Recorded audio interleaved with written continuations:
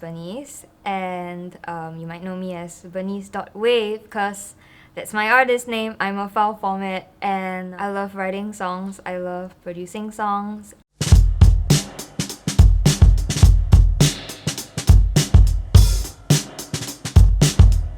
I am in a program called .wav, which is like, oh my god, it's so cheesy, I'm bernice.wav. But yeah, I'm in a program called .wav with Gareth and Shake, and we've been making a song that we can't wait for you guys to hear.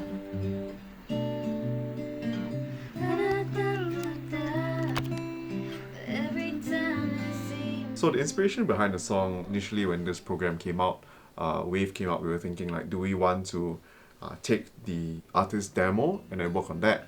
But then I remember speaking to Bernice at the first meetup and said, hey, maybe we want to do something new, because the demo that she submitted, Ocean Room, was already so well thought out. I liked it, but it wasn't me.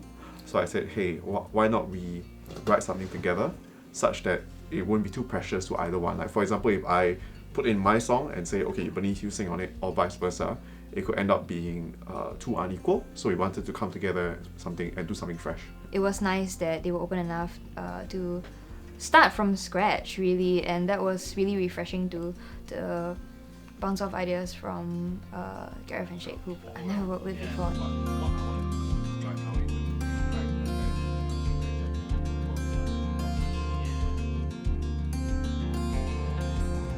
For now, the song is called Someday. I guess I could say that the inspiration behind the song is having paths diverge and having to make certain choices.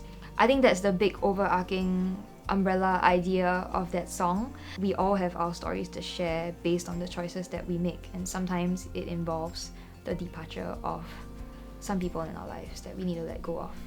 Maybe someday,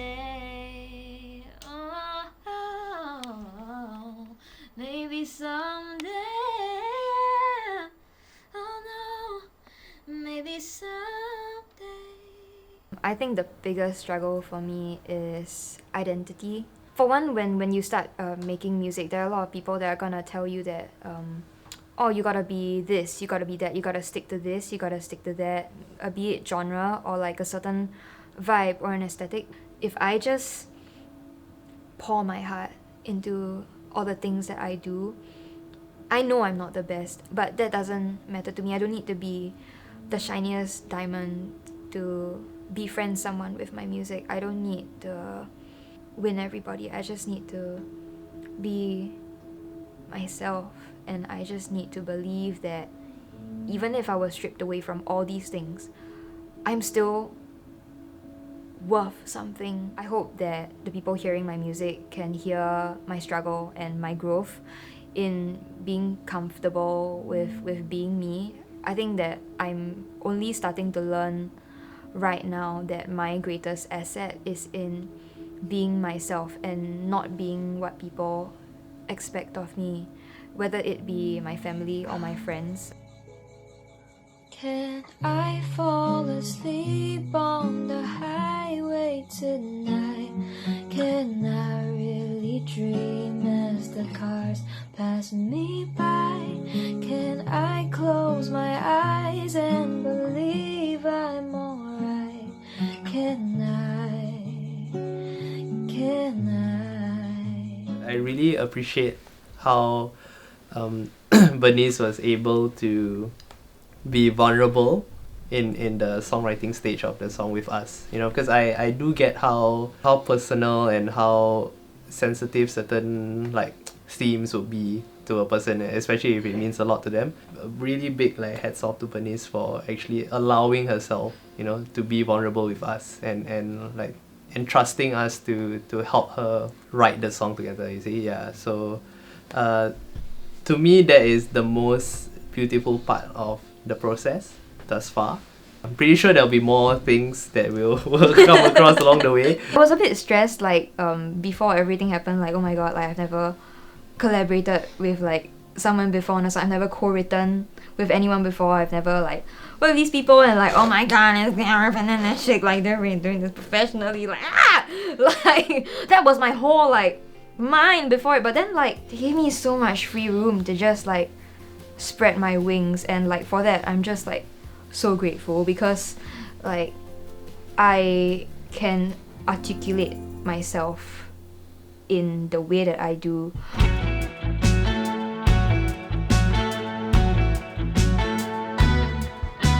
So for me, I'm very particular about lyrics, and I thought I was really someone who's extremely particular and you know, really difficult until I met Bernice. And then I'm like, she's another level. But I really appreciate, you know, the artistry, and I think that yeah, I also want to reiterate that we were so particular about every word choice, every tense, every implied meaning, so that there are a lot of layers to the song that, and I think we did indeed inject a lot of our experience. Like, because Bernice is really young at just 21. Like, I remember being 21 and being like kind of an idiot. Like there's no depth to me whatsoever. But Bernice is so mature as a songwriter, and I really appreciate that a lot. So, I'm very happy with what I wrote, but I have to say that my favorite line was also written by Bernice. I didn't like it at first.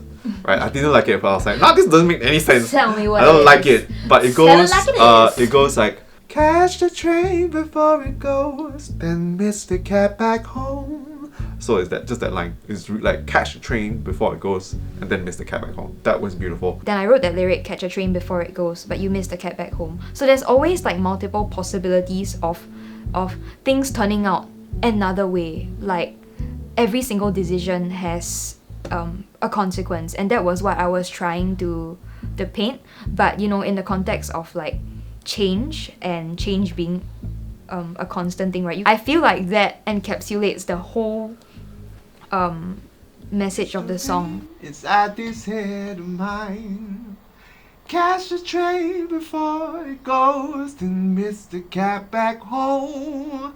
Watch the water overflow to where the flowers grow. Even though we're all going through different things in life, you know, the narrative is always the same. You know, like that's what I feel. You know, like difficult decisions and stuff like that. Like it's all applicable to anyone's life.